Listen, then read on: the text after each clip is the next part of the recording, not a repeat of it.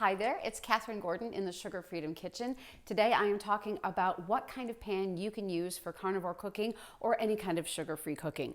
I don't know if you have a pan that looks like this. This is a non-stick pan. Oh, I know it looks awful. These are inexpensive. I got this at TJ Maxx, and when you first buy them, they work really well. Eggs just slide off of them. Bacon just slides off of them. But here's the problem. They get scratched up, and then you have to dispose of them when they stop working. So all I can think about is landfills full of these non-stick pans that are cheap and that don't work anymore. So not going to be using this one anymore, just wanted to use it as an example. And so maybe you decide to upgrade, which is what we did, and you go with a more expensive version that might look like this. Well, it's still deteriorating. We're already starting to see the bacon stick to it. We're already starting to see eggs stick to it, and this cost over $100.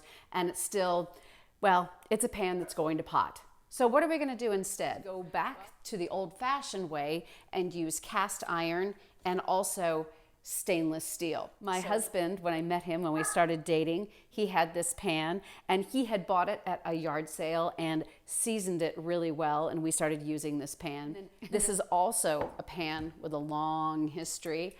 These pans, these are Revere Pro line pans that I bought way back in the 90s at Macy's, and I spent over $300 on the set, and that was a big expense for me when I was young and single, but I still have them and I still use them. The advice that I got, and I absolutely want to direct you toward this channel because it was super advice, was Cowboy Kent Rollins. I'm going to link to his channel and to the videos that I'm referencing in this video. So look below, look in the description to find that link.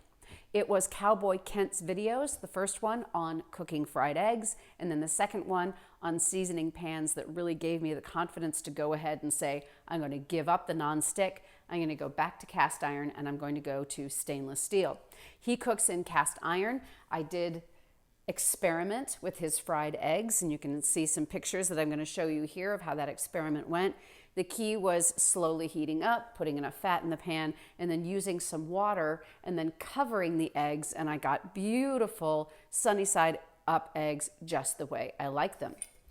The other thing that we want to do when we're eating carnivore, and of course I eat eggs and beef and chicken and some pork and cream and some cheese, is you're probably going to want to make an omelet. I really love omelets, and I was able to use this stainless steel. It's got a copper bottom. I'm so sorry, I ruined it when I first got it. I got this at TJ Maxx for around $50, and the good news is I put plenty of butter in, I heated it up slowly, and I was able to make a really good omelet in this. I was able to drag the eggs to the side, let the liquid go in, fold it over, get it out of the pan.